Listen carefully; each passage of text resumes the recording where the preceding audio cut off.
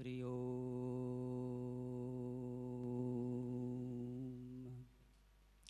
આનંદમાનંદકરમ પ્રસન્નમ જ્ઞાનસ્વરૂપમ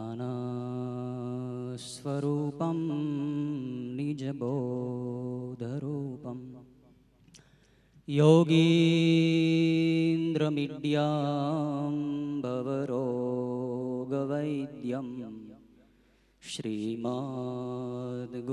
નિત્યમહં નમામિ. આરૂઢાશ્વેતહંસે ભ્રમતિ ચ ગગને દક્ષિણે ચાક્ષસૂત્રમ વામે હસ્તે ચ દિવ્યાંબરકનકમયીં પુસ્તકં જ્ઞાનગમ્યા સા વીણાં વાદયન્તી સ્વકરકરજપઃ શાસ્ત્રવિજ્ઞાનશબ્દૈः ક્રીડન્તી દિવ્યરૂપા કરકમલધરા ભારતી સુપ્રસન્ના. યસ્યાંકે ચ વિભાતિ બોધરસુતા દેવાપગામસ્તકે ભાલે બાલવિધુર્ગલે ચ ગરલમ યસ્યોરસી વ્યાલરાટ સોયં ભૂતિ વિભૂષણ સુરવર સર્વાધિપ સર્વદા સર્વ સર્વગતઃ શિવઃ શશિનિભઃ શ્રીશંકર પાતુ મામ. ઓમ શાંતિ શાંતિ શાંતિ. સદ્ગુરુ ભગવાન કી જય. સનાતન ધર્મ કી જય. કામનાથ મહાદેવ કી જય. રામકૃષ્ણ ભગવાન કી જય. મનઃ કામના પૂર્ણ હનુમાનજી મહારાજ કી જય. ઓમ નમઃ પાર્વતી પતયે હર હર મહાદેવ હર. ધ્યાન. બધાય ટટ્ટાર બેસો, આંખો બંધ રાખો, ચિત્તને અંતર્મુખ કરો. અંદરથી બહારથી સાવ ખાલી થઈ જાઓ. તમારા મનને લલાટમાં આજ્ઞાચક્રમાં સ્થિર કરો. બ્રહ્મલીન ગુરુદેવની દિવ્ય જ્યોતિ આપણા સૌના લલાટમાં જલી રહી છે. ગુરુ જ્યોતિનું આપણે ખૂબ ભાવથી ધ્યાન કરવાનું છે.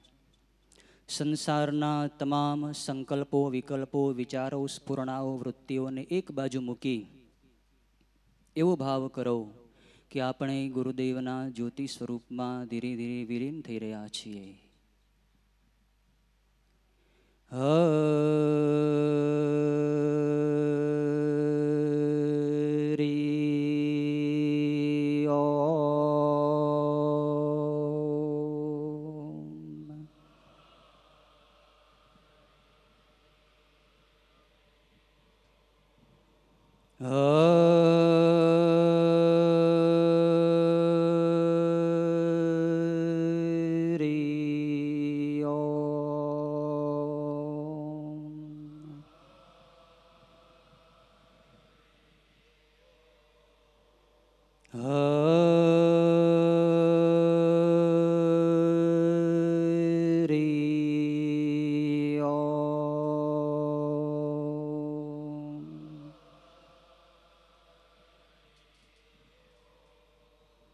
હરિ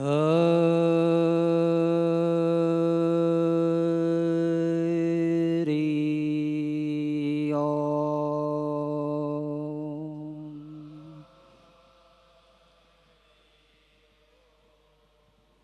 હરિ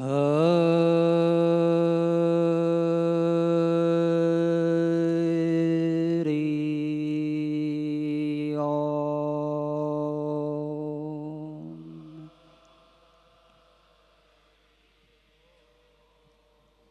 હરિ ઓમ. હરિ ઓમ.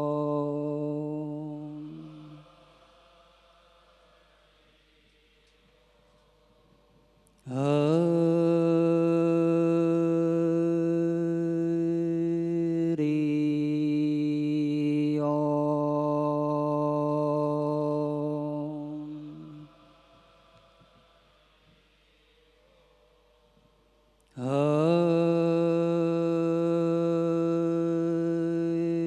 હરિ ઓમ.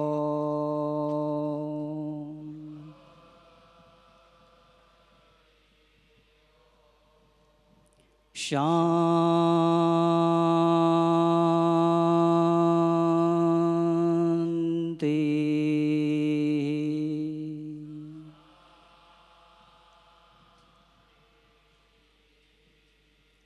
સુશાંતિર્ભવતુ.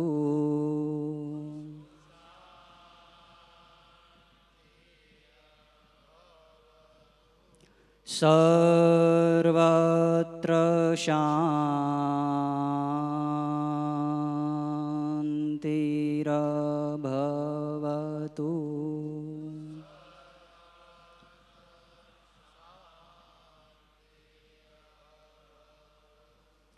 શિવોહમ શિવોહમ શિવોહમ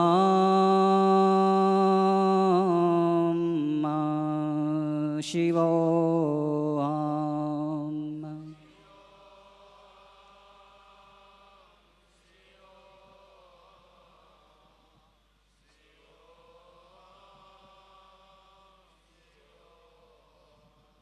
શિવોહમ શિવોહમ શિવોહમ શિવોહમ.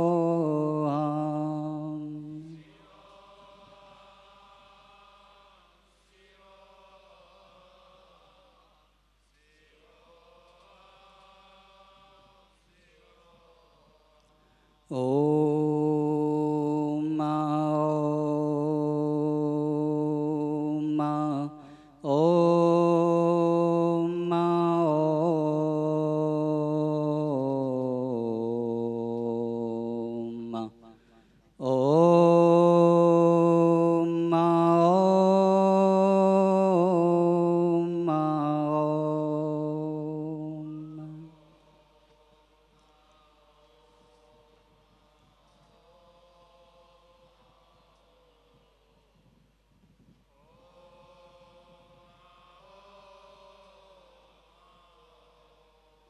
ઓમ ઓમ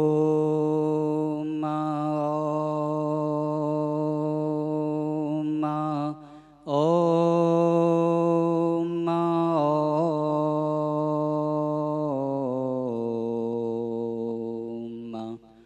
ઓમ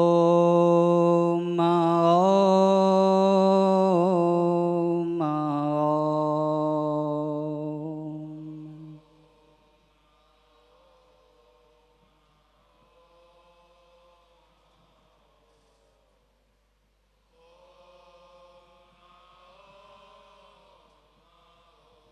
શિવ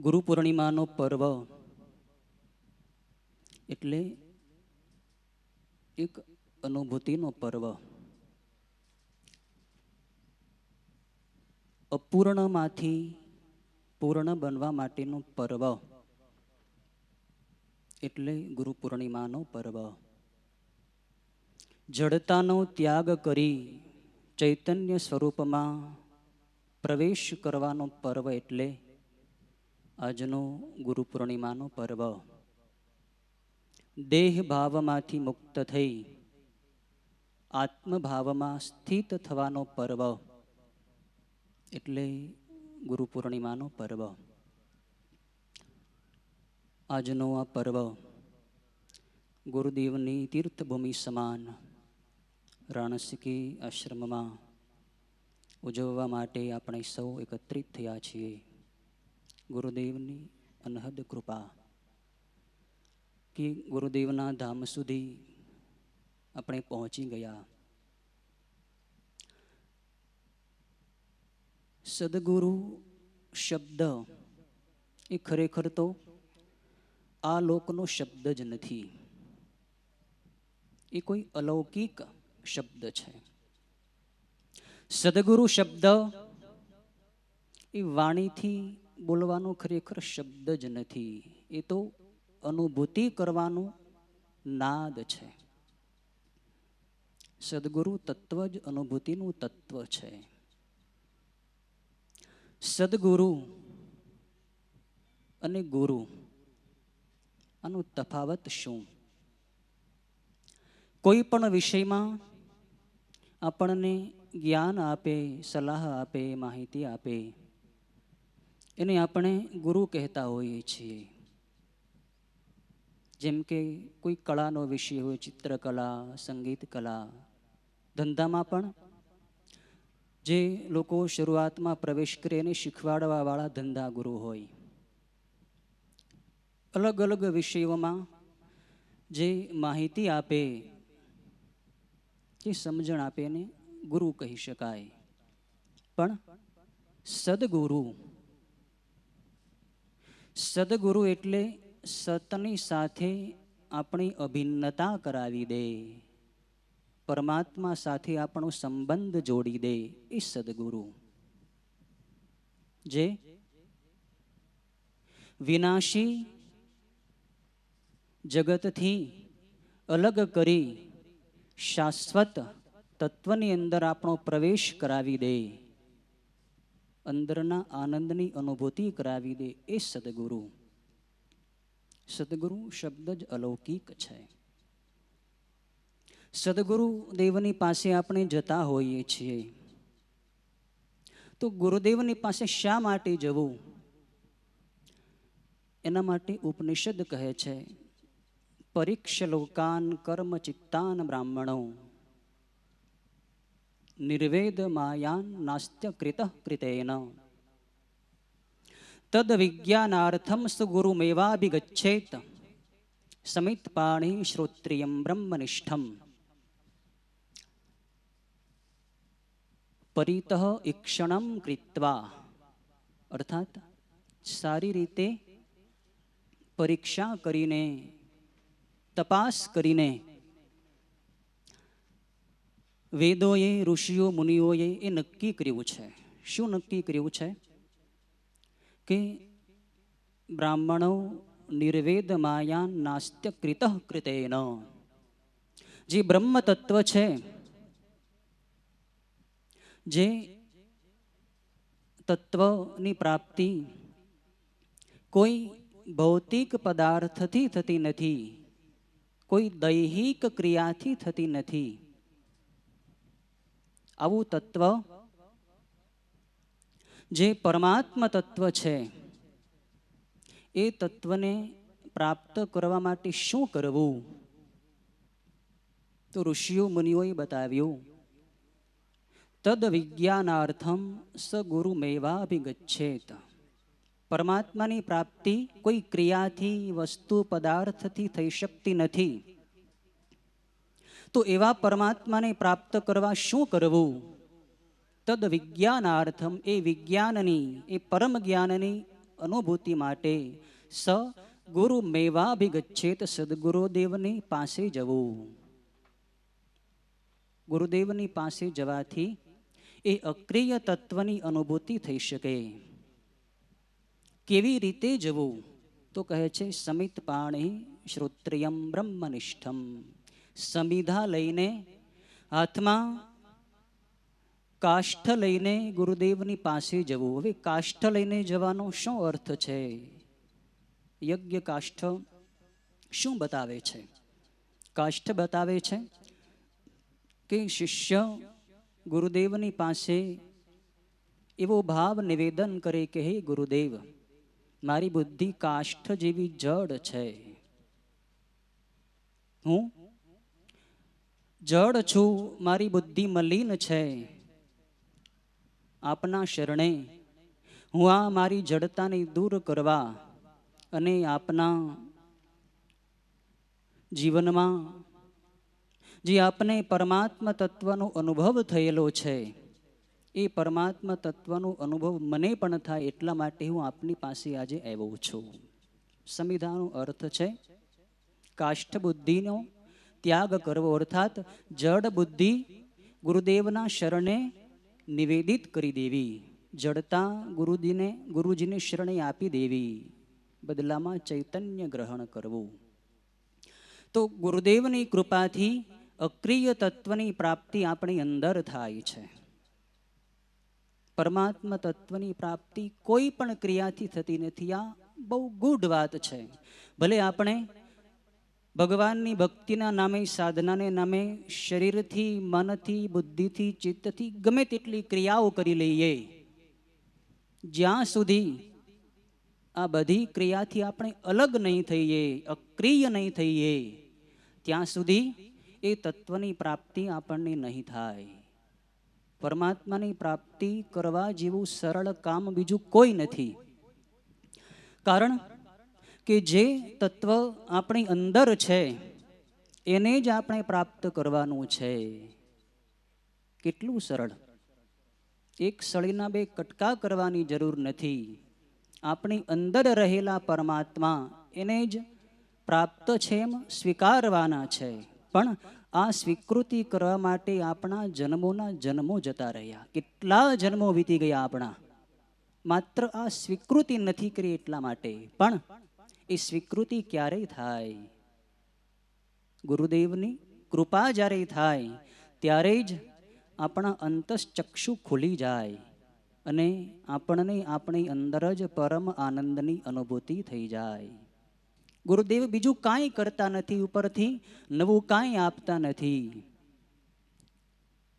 ગુરુદેવ આપણને આપણે જેવા છીએ એવા જ બતાવી દે છે. ખરેખર તો ગુરુદેવ એવો અરીસો છે, સદગુરુદેવ એવો અરીસો છે કે જેમની સન્મુખ આપણે જઈએ તો આપણને આપણા જ દર્શન થાય. અરીસાની સામે તમે જુઓ તો એમાં તમને શું દેખાય? તમારું જ મુખ દેખાય. એમ ગુરુદેવ એવો શુદ્ધ અરીસો છે, એવું શુદ્ધ તત્વ છે કે એમની સન્મુખ જતા જ આપણને પરમ શાંતિનો અનુભવ થાય, આપણા આત્મતત્વનું દર્શન થાય. આવા સદગુરુ કોઈક હોય છે. દરેક જગ્યાએ આવા ગુરુદેવ નથી મળતા. પણ આપણા ગુરુદેવનું જીવન આવું હતું, અંદરથી બહારથી પરિશુદ્ધ, અરીસા જેવું નિર્મળ, અને સૌને ભગવાનની તરફ લઈ જવા માટે ગુરુદેવની ઉત્કંઠા કેટલી હતી. ગુરુદેવ પોતાના શિષ્યના કલ્યાણ માટે કેટલું બધું કરી દે છે.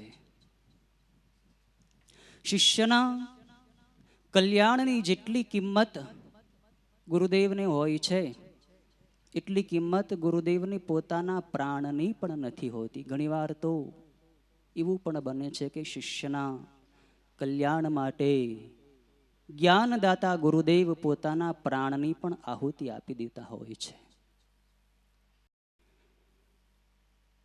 આવા આપણા ગુરુદેવ હતા.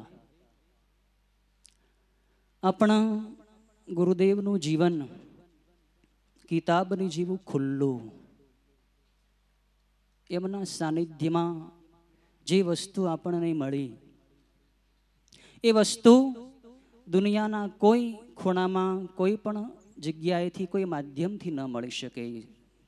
ગુરુદેવનું સાનિધ્ય, ગુરુદેવના સાનિધ્યનો જે સમય છે એ બહુ અમૂલ્ય સમય છે. એક એક ક્ષણ મહત્વની હોય છે. તમે જ્યારે કોઈ સંતના સાનિધ્યમાં હો, એમની સન્મુખ હો, એ ક્ષણોને તમે ખૂબ અનુભવ કરો. તમને અંદરથી શું મળે છે? ગુરુ તત્વ અનુભૂતિ કરવાનું તત્વ છે. ગુરુદેવની પરીક્ષા, કોઈ સંતની પરીક્ષા એના બાહ્ય લક્ષણો ઉપરથી કરશો નહીં. એમાં ઘણીવાર થાપ ખવાઈ જાય છે. માણસો સંતોની પરીક્ષા ઘણીવાર આચરણ ઉપરથી કરતા હોય. સંતોનું બાહ્ય આચરણ કેવું છે, કેવા કપડાં પહેરે છે, કેવા ચપ્પલ પહેરે છે, કેવું બોલે છે, શું જુએ છે, શું ખાય પીવે છે. મનુષ્યની બુદ્ધિ સ્થૂલ છે, એટલે વારંવાર એની દ્રષ્ટિ સ્થૂલ ઉપર જ જાય, સંતોના કપડા ઉપર, હલનચલન ઉપર, વાણી વ્યવહાર ઉપર. પણ ગુરુ તત્વ એ શું છે એની પરીક્ષા કરવી હોય તો તમે તમારા અંતરને પૂછો કે કોઈ સંતની પાસે તમે ગયા, તમને શું અનુભવ થયો? શાંતિ મળી કે અશાંતિ મળી? આ પોતાને પૂછો. સંત તત્વ અલૌકિક તત્વ છે. એમના સાનિધ્યમાં જે મળે છે એ બીજી ક્યાંય મળતું નથી. ઘણીવાર મારી આજુબાજુના સાધકો મને પ્રશ્ન પૂછતા હોય કે સ્વામીજી, તમે આટલા બધા વર્ષ ગુરુજીની સાથે સતત રહ્યા, તો તમને ગુરુજીની એવી કઈ અનુભૂતિ થઈ કે જે એક ચમત્કાર કહી શકાય? એવી શ્રેષ્ઠ અનુભૂતિ કઈ? આવા પ્રશ્નો મને પૂછતા હોય છે. હું એ પ્રશ્નનો જવાબ આપવા માટે ઘણો પ્રયત્ન કરું છું, પણ છતાં આપી શકતો નથી. ત્યાં મારી વાણી મૌન થઈ જાય છે. મૂક થઈ જવું પડે છે. શું વર્ણન કરવું? ગુરુદેવની પાસેથી શું મળ્યું એનું વાણી વર્ણન કરવા અસમર્થ છે. જેમ મૂંગાને તમે સાકર ખવડાવો અને પૂછો કે ભાઈ તને સાકર કેવી લાગી, તો એ શું જવાબ આપશે? એવી સ્થિતિ ત્યારે મારી બની જાય છે. એ તો અનુભવ જેણે કર્યો હોય એને ખ્યાલ આવે કે આ ગુરુની કૃપા છે. સદગુરુદેવના સાનિધ્યમાં જે મળતું હોય છે એ દિવ્ય હોય છે. ગુરુદેવના જીવનની એક એક ક્ષણ મહત્વની હોય છે. કોઈ સંતની પાસે તમે જાઓ તો એમની ક્ષણોને તમે વ્યર્થ વેડફશો નહીં. સંતના જીવનની એક એક ક્ષણ અમૂલ્ય. એમની પાસે જઈ કંઈ વાત કરવી હોય તો કલ્યાણની વાત કરો. મારું કલ્યાણ કેમ થાય? પણ મોટાભાગના લોકો ગુરુદેવની પાસે, કોઈ સંતની પાસે સંસારની અપેક્ષાઓ લઈને જતા હોય છે. પ્રથમ ગુરુદેવને, કોઈ સંતને કોઈ ઓળખી શકતા નથી હોતા. પછી ધીરે ધીરે ધીરે જેમ જેમ સંતોનો સમાગમ થતો જાય તેમ તેમ અંદરથી ખ્યાલ આવે કે ખરેખર હું સંતની પાસે સાંસારિક અપેક્ષાઓ લઈને જાઉં છું, એ મારી ભૂલ છે. એ સંત કૃપાનું ખરેખર સાચું મૂલ્ય નથી. સંતની કૃપા થાય ત્યારે શું મળે એ તો જેને અનુભવ કર્યો હોય એને જ ખ્યાલ હોય. પણ સંસારી માણસો સંતોની પાસે સંસારની જ વસ્તુ માગે. મને પૈસા આપો, ધન આપો, મકાન આપો, જમીન આપો, આરોગ્ય આપો, પુત્ર પૌત્ર, દુકાન મકાન, આવી બધી કાં તો ઝઘડાઓ લઈને જાય કે સ્વામીજી મારા ઝઘડાનું સમાધાન કરી દે. કેવી કેવી અપેક્ષાઓ લઈને જતા હોય. સંતની કૃપાનું મૂલ્ય નથી. ગુરુદેવ અમને ઘણીવાર પોતાના જીવનની એક વાત કરતા. ક્યારેક ઘટના એવી હતી કે ગુરુજી પદયાત્રા કરતા કરતા કોઈ ગામમાં પહોંચ્યા અને ખાલી ધર્મશાળા જેવું મકાન, સાંજનો સમય, સૂર્યાસ્ત થઈ ગયેલો, ગુરુદેવને રાત્રિ પસાર કરવી હતી. એટલે અંદર ગયા ધર્મશાળામાં, એટલે 5-7 જુગારીઓ બેઠા હતા અંદર. પેલા વરલી મટકાનો જુગાર, આંકડાનો રમાતો ખૂબ. બધા 5-7 મિત્રો જુગારી બેઠા બેઠા ગપ્પા મારતા હતા. ગુરુજી ગયા એટલે બધા ઊભા થઈ ગયા. આમ તો એ આંકડાવાળા જુગારી બધા હોય, કાંઈક એનામાં સંતની ભક્તિ હોય, સ્વાર્થની હોય, પણ સંતોને માનતા હોય. એટલે ગુરુજીની પાસે જ એણે પ્રણામ કર્યા. આવો બાપુ આવો. એટલે ગુરુજી તો અંદર ગયા, બધી જોયું. પછી ઓલા જુગારીઓને તો શું અપેક્ષા હોય કે બાપુ અમને કંઈક આંકડો આપી દે, કંઈક કૃપા થઈ જાય. એટલે એણે ગુરુજીને પૂછ્યું, બાપુ કંઈક આંકડો આપો. એટલે ગુરુજી કે ભાઈ આ શરીર કાંઈ એવું જાણતો નથી, આંકડો બાકડો અમને કાંઈ એમાં ખબર પડે નહીં. અમે તો અહીંયા રાત્રિ વિશ્રામ કરવા માટે આવ્યા છીએ, એક રાત રોકાવું છે. બાજુમાં એક રૂમમાં જૂની પાની પાટ પડી હતી, 4 પાયાવાળી પાટ. એટલે ગુરુજીએ ભાઈઓને કીધું કે ભાઈ જો સામે ઓલી 4 પાયાવાળી પાટ પડીને એ લઈ આવો, એમાં મારે આસન રાખીને સૂવું છે. આ જુગારીઓ બહુ હોશિયાર હોય, સંતોની વાણીને તરત પકડી લે.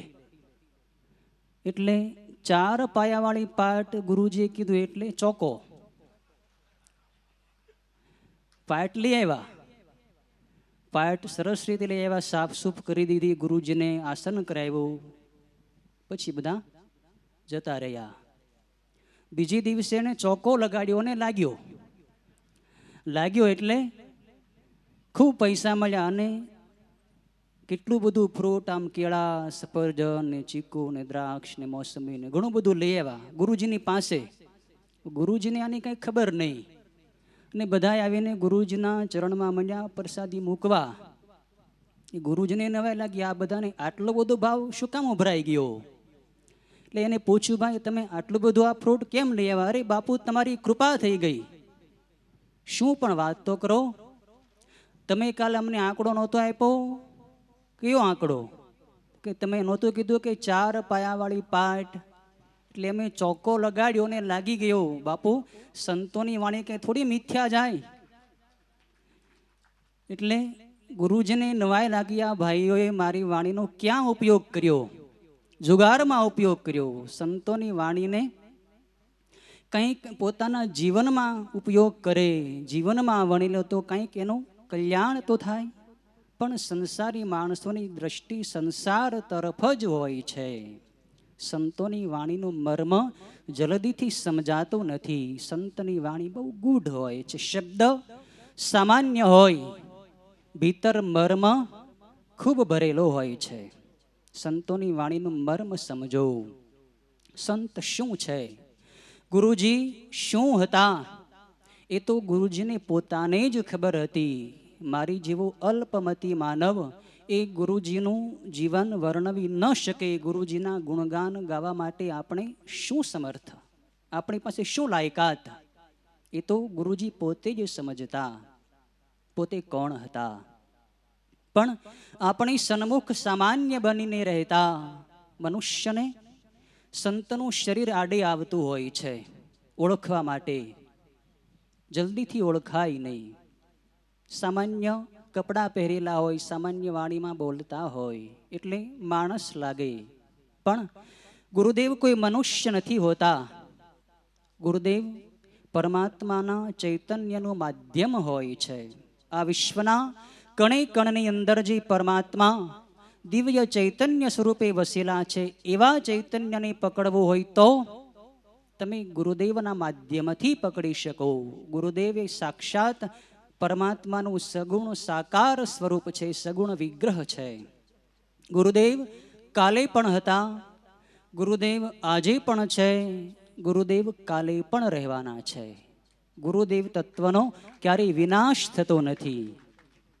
એ માનવાની ભૂલ તમે ક્યારેય કરતા નહીં કે ગુરુજી ક્યાંક જતા રહ્યા છે. ગુરુજી ક્યાંય ગયા નથી, ગુરુજી આજે છે જ.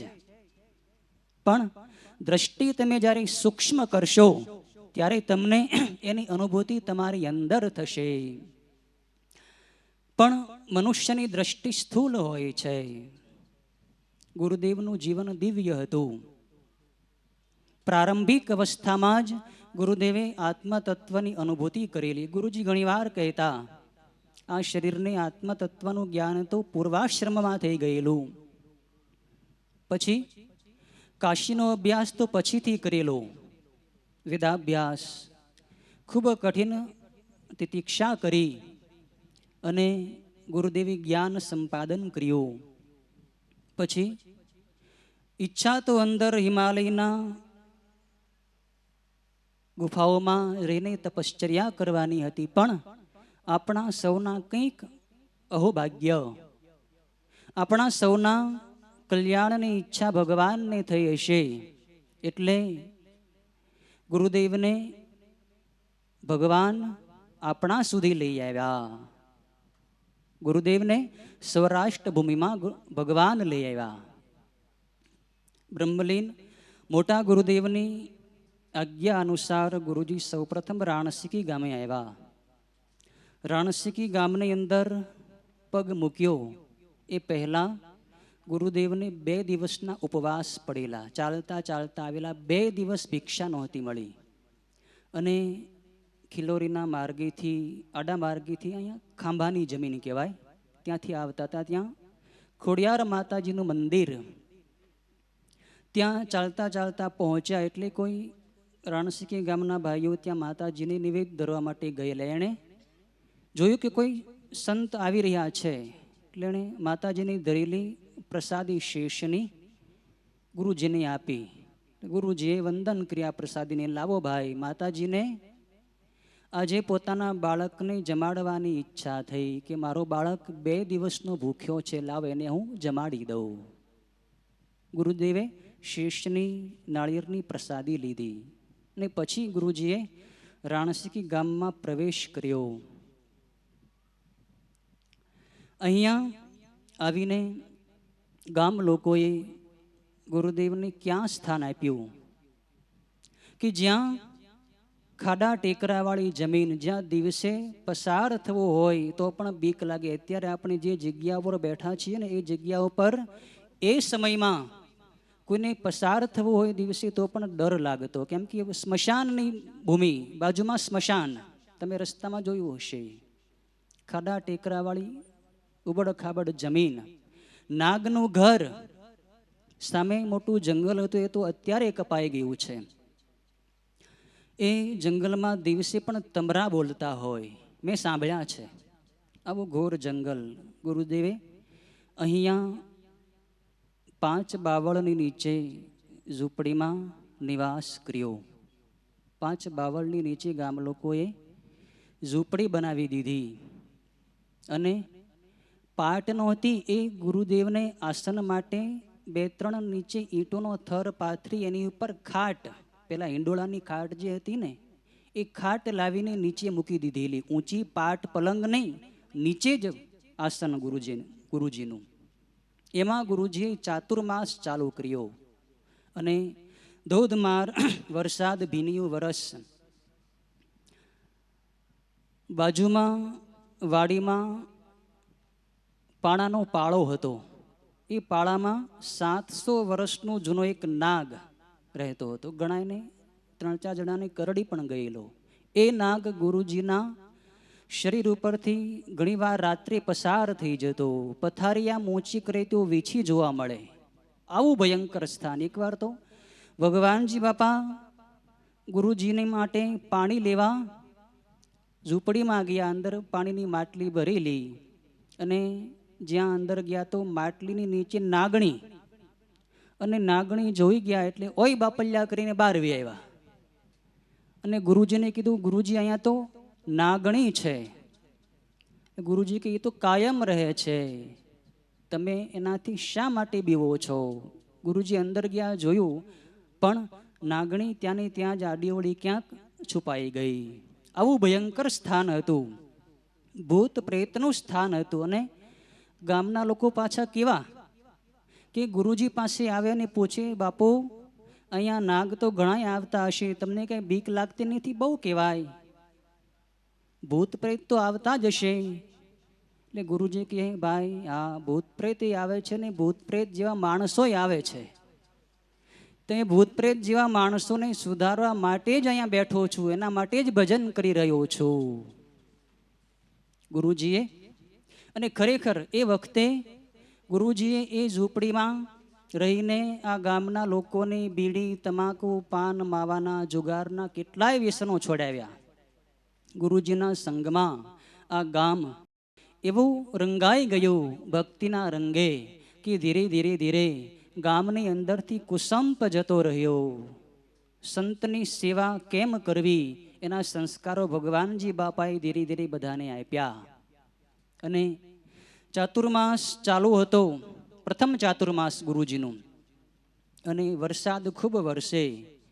ભગવાનજી બાપાની ચિંતા થાય કે આવા સ્થાનમાં આપણે ગુરુજીને ચાતુર્માસ કરાવી રહ્યા છીએ, આ વર્ષ કેમ પૂરું કરવું, ચાતુર્માસ કેમ પૂરો કરવો?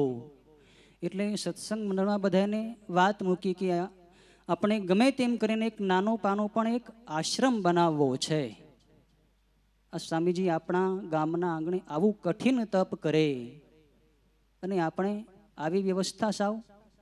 એટલે બધાને ભાવ થયો. એટલે ત્યાં રવજી બાપા, રવજીભાઈ સાવલિયાના બાપુજી જીવરાજભાઈ સાવલિયા બેઠા હતા. એટલે એણે કીધું કે ભગવાનજીભાઈ, તમતારે તમારે જો આશ્રમ બનાવવો જોઈએ તો 2 મણ માંડવી મારી લખી લેજો તમે. અને બાજુમાં મોહનભાઈ બંડેરી, એ વખતે ઉપસરપંચ, એણે કીધું કે તમતારે આશ્રમ બનાવો હોય તો અમે બધાય સહકાર આપશું, વરસ સારું થવા દો એટલે પૂરેપૂરો ભાવથી આપણે આશ્રમ બનાવી દઈશું. ગુરુજીની આવી તિતિક્ષા થોડી સહન કરવા દેવાય. એટલે ગામ લોકોએ માંડવીનો ફાળો કર્યો, શીંગનો, અને ત્યારે એ ફાળામાંથી આશ્રમ બનાવ્યો. અને જાત મહેનતથી ગામના દરેક વર્ણના બ્રાહ્મણ, ક્ષત્રિય, વૈશ્ય, શુદ્ર બધાએ ભેગા મળી ભાવથી, પ્રેમથી એ આશ્રમનું મકાન ઊભું કરી દીધું, નળિયાવાળું દેશી મકાન. અને વિક્રમ સંવત 2024ના દેવ દિવાળીના દિવસે એનું ત્યારે ઉદ્ઘાટન થયેલું. કેટલો સમય જતો રહ્યો ગણતરી કરી લ્યો. ત્યારથી માંડી આજ સુધીમાં આ આશ્રમનો કેટલો વિકાસ થયો. ગુરુજીએ આ ગામને શું આપ્યું એ તો ગામ લોકોને જ ખબર હોય. અહીંયા આ ગામની અંદર ક્યારેય દુષ્કાળનું વાતાવરણ દેખાતું નથી. ભલે અતિવૃષ્ટિ હોય કે અનાવૃષ્ટિ હોય, આજુબાજુના ગામોમાં પણ અકાળનું વાતાવરણ હોય, પણ રાણસીકી ગામ ગુરુજીની તીર્થભૂમિ, ક્યારેય દુષ્કાળનું વાતાવરણ નહીં. માપસર વરસાદ, બરોબર 3 ઋતુ સરખી અહીંયા વર્તાય, અનુભવાય. કારણ ગુરુજીની તપોભૂમિ છે. આ ગામની અંદર ગુરુજીએ દરેક ઘરે કરપાત્રમાં ભિક્ષા માગેલી છે. આવું આ ગામ, માત્ર આ ગામ નહીં, આજુબાજુના ગામમાં પણ ગુરુજી ખૂબ વિચરણ કર્યું છે. અહીંથી તમે પાછળ જાઓ ગોંડલ બાજુ એટલે સખપુર નામનું ગામ આવે. એ સખપુર ગામે ગુરુજી એકવાર ફરતા ફરતા પહોંચ્યા. એટલે ત્યાં એક વડલાવાડી, એ પણ સ્થાન બહુ ભયંકર સ્થાન, માણસોને દિવસે જતા બીક લાગે એવું સ્થાન. અને ત્યાં એક ગુંદેશ્વર મહાદેવનો ઓટલો, ખુલ્લો ઓટલો, ધૂળિયો ઓટલો, એમાં એક જૂનું પુરાણું લિંગ સ્થાપેલું, એ લિંગ પણ ખંડિત થઈ ગયેલું. બાજુમાં 1-2 ભાડિયા કૂવા હતા, સાવ અવાવરું સ્થાન. એમાં એક ઝાડની નીચે ગુરુજી આસન જમાવ્યું. અને ગુરુજીએ ત્યાં 25 દિવસ મૌન રાખ્યું. એ સ્થાનની અંદર ભજન કરવા માટે જ ત્યાં ગુરુજી સખપુરમાં રોકાણા હતા. ગુંદેશ્વર મહાદેવે ગામના લોકોએ ઝૂંપડી બનાવી દીધેલી. એ વખતે ભાનુભાઈ મંત્રી હતા, દીરડીવાળા, લખુભાઈ ને જીવરાજભાઈ, 2-5 સત્સંગીઓ એટલે વારા ફરતી ભિક્ષા લેવા કરે, ગુરુજીને જમાડી જાય. ગુરુદેવ આખો દિવસ મૌન રાખતા અને સાંજના સમયે રાત્રે એ ગુંદેશ્વર મહાદેવના લિંગની સામે ઓટલા ઉપર બેસતા. 10 વાગ્યે ઓટલો સાવ જર્જરિત, અંદર ઘણાય ભોણ પડી ગયેલા, અંદર ઉંદર આટા મારીને ઉંદરની પાછળ નાગ પણ આવે. ગુરુજી રાત્રે 10 થી 11 1 કલાક એ લિંગની સામે બેસતા, ભગવાન શિવનો મહિમ્ન સ્તોત્ર એનો પાઠ કરે, પછી શિવ માનસ પૂજા કરે અને પછી બ્રહ્મ ધ્યાન કરે. ધ્યાન કરતા કરતા પછી નિદ્રામાં જતા રહેતા. આવો રોજનો ક્રમ. એમાં એક દિવસ ગુરુજીને એવી અનુભૂતિ થઈ.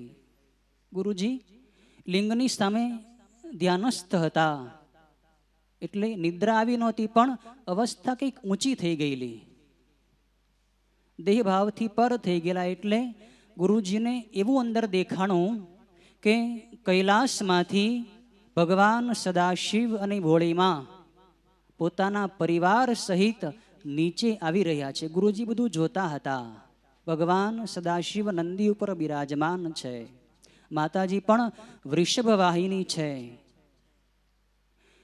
કાર્તિકજી, ગણપતિ, વીરભદ્ર વગેરે ગણો પોતપોતાના વાહન ઉપર બેસીને આવી રહ્યા છે. બધાય આખો ભગવાનનો ગણ ઉપરથી નીચે આવી ગયો છે. ભગવાન શિવ અને શક્તિ એ લિંગની સામે બાજુમાં જ્યોતિ સ્વરૂપે થઈ ગયા. ગુરુજીને બધું દેખાય. અને પછી બધાય ગણોએ, વીરભદ્ર, નંદી, ભૃંગી, બધાય ગણોએ ભગવાનની ફરતા ફરતા તાંડવ નૃત્ય મચાવ્યું. ફરતા ફરતા બધા ગણો નૃત્ય કરતા હતા. વચ્ચે શિવ શક્તિ બિરાજમાન જ્યોતિ સ્વરૂપે હતા. તો ગુરુદેવને પણ ભાવ થયો, હું પણ ભગવાનની સામે કંઈક કાલાવેલા કરું, કંઈક નૃત્ય કરું. એટલે ગુરુજી ઊભા થવા ગયા અને આંખ ખુલી ગઈ. ઓહો, આ કેવી અનુભૂતિ! સાક્ષાત ભગવાને મને આજે દર્શન આપ્યા અને અત્યારે ક્યાં જતા રહ્યા? આંખ બંધ કરું તો દેખાય, ખુલ્લી આંખે કેમ નહીં? ગુરુદેવને એટલો વિરહ થયો. હે પ્રભુ, હે ભોળાનાથ, તમે હજી પણ આપના બાળકની સાથે આવો અલગાવ કેમ રાખો છો? શું આપનો બાળક યોગ્ય નથી? શું પાત્ર નથી? ગમે તેવો તો હું આપનો છું, આપ મારા છો, આપ સિવાય આ જગતમાં મારું કોઈ નથી. ખૂબ કરુણિત ભાવે ગુરુદેવે ચોધાર આંસે ભગવાનને ત્યાં પ્રાર્થના કરી.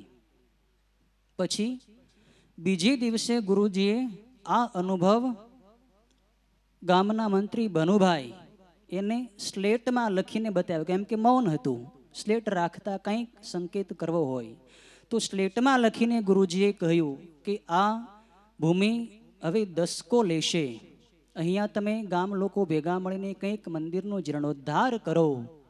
ભગવાન શિવનું ધામ છે, તમારા ગામ લોકોની ફરજ છે.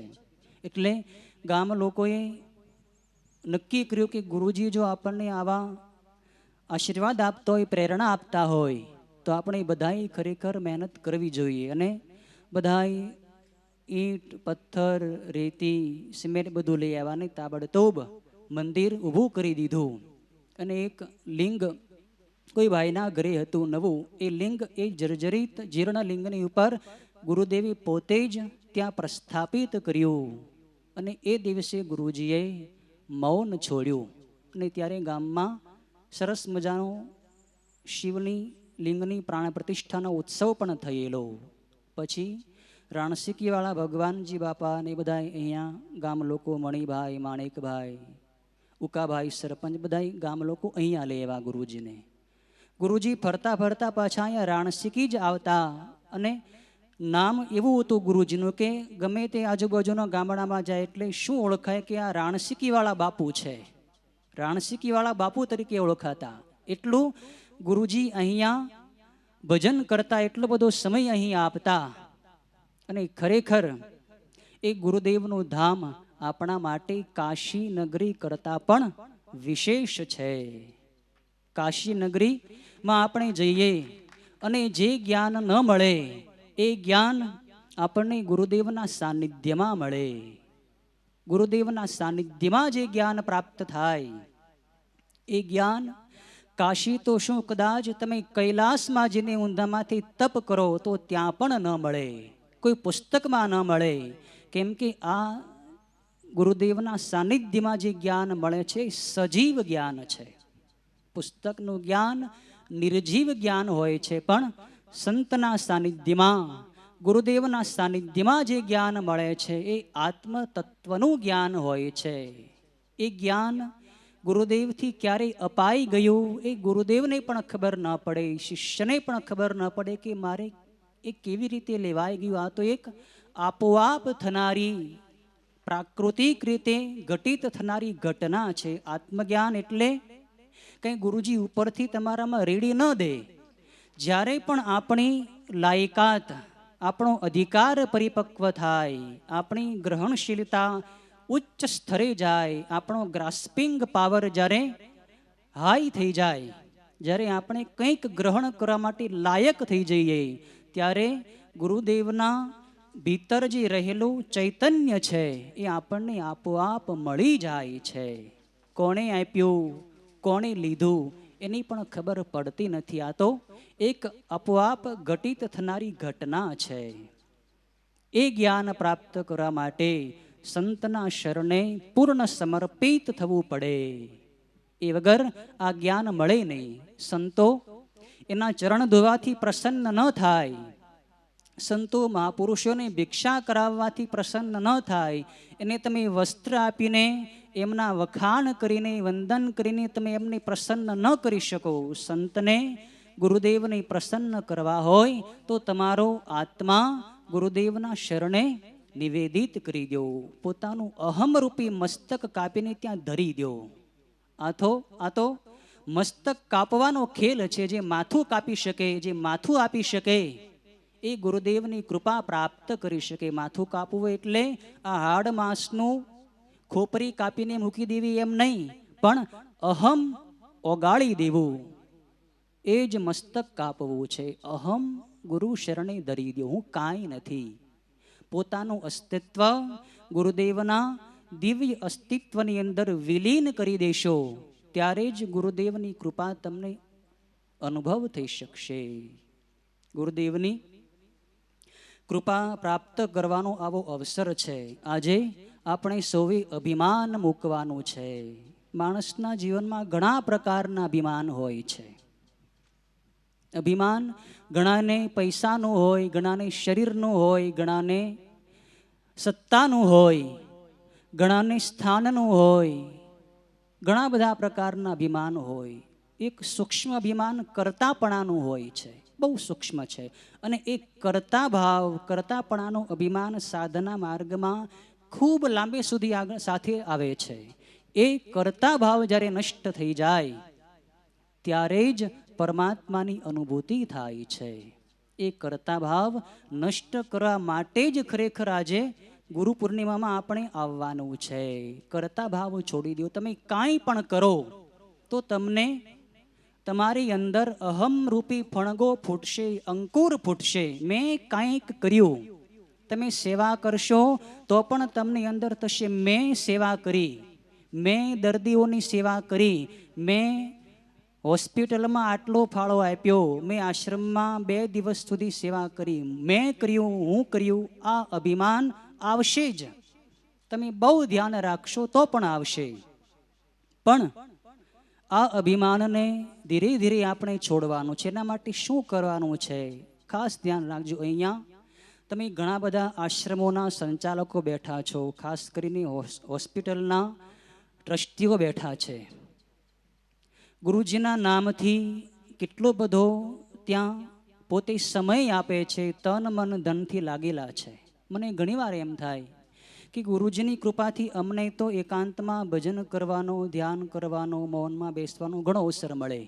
પણ આ લોકો જે ગૃહસ્થીઓ છે, છતાંય ગુરુજીના નામથી હોસ્પિટલમાં, આશ્રમોમાં કેટલો બધો સમય ફાળવે છે. નિષ્કામ ભાવથી સેવા કરી રહ્યા છે. રાત દિવસ દી ઉગે અને હોસ્પિટલે જવાનું. તો એ લોકોને હોસ્પિટલમાં એટલે શું? દર્દીઓની સાથે જ કામ કરવાનું. દર્દીઓ એટલે દુઃખી લોકો, પીડિત લોકો. ભલે એ નારાયણનું સ્વરૂપ છે, પણ દુઃખી છે, એના મનમાં તો પીડા છે. એટલે એના દૂષિત વિચારો એ તમને સેવા કરવા વાળાને પણ કંઈક અસર કરવાના. તમને પણ તમારું મન સેવા કરતા કરતા ભારે થઈ જ જાય. કેમ કે એની સાથે તમારે રહેવાનું છે, ડૉક્ટરોને, ત્યાંના સંચાલકોને. તો તમારું મન પણ ક્યારેક વિક્ષિપ્ત થઈ જાય, ભારે થઈ જાય, મનમાં અહંકાર ફૂટે. તો એના માટે તમે બધાય સંચાલકો જે કોઈ પણ સેવાકીય ક્ષેત્રમાં સેવા કરી રહ્યા છો, અથવા તો પોતે સંસારનું પણ કામ કરો છો, એ બધા જ એવો નિયમ લો કે સવાર અને સાંજ 15-15 મિનિટ તમે મૌનમાં બેસો. તમારા ઘરમાં જે મંદિર હોય, જ્યાં તમે ભગવાનનો ફોટો, લિંગ મૂક્યો હોય, ગુરુજીનો ફોટો મૂક્યો હોય, તેની સમક્ષ શાંત ચિત્તથી હમણાં જેમ આપણે 1 મિનિટ મૌન ધ્યાન કર્યું અને ગુરુદેવની કૃપામય ચૈતન્ય શક્તિનો પ્રવાહ આપણે બ્રહ્મરંધ્રમાંથી આપણી અંદર આવી રહ્યો એવો અનુભવ કર્યો. એવો અનુભવ તમે દરરોજ સવાર અને સાંજ પોતાના ઘરે ધ્યાનમાં બેસીને કરો તો 15-15 મિનિટ પણ તમે અંતર્મુખ થશો તો તમારું અહમ ધીરે ધીરે ઓગળશે. આપણા સ્વભાવની અંદર શું દોષ રહેલા છે, શું ખામી છે, એ તમને પોતાને જ દેખાશે. ગુરુજીની કૃપાથી આપણને આપણા જ દુર્ગુણો દેખાશે. હું ક્યાં ભૂલ કરી રહ્યો છું, હું ક્યાં અટકી રહ્યો છું, આપણા સ્વભાવનું આપણને જ્ઞાન થશે અને ત્યારે જ આપણી ખરેખર શુદ્ધિ થશે. ધ્યાન સાધના એ આત્મશુદ્ધિની સાધના છે. ધ્યાન કરવાની અત્યારે બધાયને આવશ્યકતા છે, ભાઈઓને, બહેનોને, બાળકોને, વૃદ્ધોને, બધાને. કેમ કે અત્યારે માણસોની પાસે પૈસો ખૂબ છે, પૈસાની તાણ નથી, પણ શાંતિ નથી. શાંતિ મેળવવા માટે લોકો જંગલમાં જાય, નદી કિનારે જાય, સમુદ્ર કિનારે જાય, પણ શાંતિ બહારના જગતમાં તમને મળવાની નથી. શાંતિ તમને તમારી જ અંદર મળશે. માટે રોજ નિયમિત ધ્યાન કરો. આજે ગુરુ પૂર્ણિમાના દિવસે આજે તમે બધાય અહીં રાણસીકી આશ્રમના તપોમય વાતાવરણની અંદર પધાર્યા છો, ત્યારે એક એવો સંકલ્પ કરો. આપણે 1 વર્ષનો 51 કરોડ મહામંત્રનો સંકલ્પ તો પરિપૂર્ણ કર્યો. આજે એક નાનકડો સંકલ્પ તમને મારે લેવરાવવો છે. શ્રાવણ માસ નજીક આવી રહ્યો છે. શ્રાવણ માસ એટલે ભગવાન સદાશિવની આરાધના, ઉપાસના કરવાનો પવિત્ર પર્વ. આ પવિત્ર પર્વમાં આપણે બધાએ એક એવો સંકલ્પ કરવો છે કે દરરોજ સાંજે રાત્રે 9 થી 9:15 વાગ્યા સુધી, એટલે કે 15 મિનિટ, ઓમ ત્રંબકમનો મહામંત્ર, જે આપણા ગુરુજીને સૌથી વહાલો હતો, એ મંત્રનો જપ બધાએ શ્રાવણ મહિનામાં 30 દિવસ પોતપોતાના ઘરે અથવા આશ્રમે અથવા કોઈ મંદિર હોય, તમારા કોઈ ગામમાં આશ્રમ ન હોય તો ત્યાં કોઈ મંદિર એવું તમે નક્કી કરો, અથવા તો કોઈ એવો હોલ હોય, કોઈ એવી જગ્યા હોય જ્યાં વધુમાં વધુ ભાઈઓ બહેનો એકત્રિત થઈ શકે, ત્યાં બેસીને ત્રંબકમ મંત્ર 15 મિનિટ સુધી, એટલે કે રાત્રે 9 થી 9:15 વાગ્યા સુધી એક સાથે આપણે જપ કરવાનો. આ સમય ફિક્સ રાખવાનો, સામૂહિક આ જપ આપણે કરવાનો છે. દરેક આશ્રમોમાં આપણા ગુરુજીના દરેક સત્સંગી ભાઈઓ જ્યારે ગુરુદેવને જે વહાલો આ ત્રંબકમ મંત્ર હતો એનો જો આપણે એક શ્રાવણ મહિનો જપ કરીશું 15 મિનિટ, તો એની એક પવિત્ર અને શુદ્ધ ઉર્જા નિર્માણ થશે. આપણા સૌનું આભામંડળ પવિત્ર થશે અને આપણી આસપાસ એક આપણા શુદ્ધ આભામંડળનું સુરક્ષા કવચ તૈયાર થઈ જશે. અને એ સુરક્ષા કવચ આપણને સુરક્ષા, શાંતિ અને આરોગ્ય પ્રદાન કરશે. મંત્રની અદ્ભુત તાકાત હોય છે. સામૂહિક મંત્રનો તમે જપ કરો તો એનો ખૂબ મોટો પ્રભાવ હોય છે. સંઘે શક્તિ કલૌ યુગે, કળિયુગમાં એકલ દોકલ માણસથી કામ ન થઈ શકે. તમે સામૂહિક રીતે જોડાવ તો આમાં નાનકડો કરેલો પ્રયાસ પણ બહુ મોટો, દીર્ઘ અને સુપરિણામ લાવી શકે છે. આપણે બધાએ આવો પ્રયત્ન કરવાનો છે. 15 મિનિટ ત્રંબકમનો જપ અને 5 મિનિટ મૌન. 5 મિનિટ તમારે છેલ્લે મૌનમાં બેસવાનું છે. 5 મિનિટ તમે મૌનમાં બેસશો એટલે જે ઉર્જા નિર્મિત થઈ છે એને તમે તમારા આત્માની અંદર આત્મસ્થ કરી શકશો. તો આજે સૌ ગુરુદેવના આ તીર્થમય રાણસીકી આશ્રમના આંગણે એક શ્રાવણ માસ માટેનો આવો સંકલ્પ લ્યો કે 1 મહિનો 15 મિનિટ આપણે ત્રંબકમનો જપ કરો, 5 મિનિટ મૌન સાધના કરી આપણા આધ્યાત્મિક માર્ગમાં આપણે સૌએ પ્રગતિ કરવાની છે. ગુરુદેવની કૃપા આપણી ઉપર નિરંતર વરસતી રહે, આપણા સૌનું નિરંતર કલ્યાણ થતું રહે અને આ શરીર પડે પહેલાં જ આપણને ભગવાન સદાશિવના પ્રત્યક્ષ પરોક્ષ ભીતર બહાર સર્વત્ર દર્શન થઈ જાય એવી ગુરુદેવના ચરણોમાં અહોભાવ સાથે પ્રાર્થના કરી ઓમ પૂર્ણમદઃ પૂર્ણમિદં પૂર્ણાત પૂર્ણમુદચ્યતે પૂર્ણસ્ય પૂર્ણમાદાય પૂર્ણમેવાવશિષ્યતે. ઓમ શાંતિ શાંતિ શાંતિ.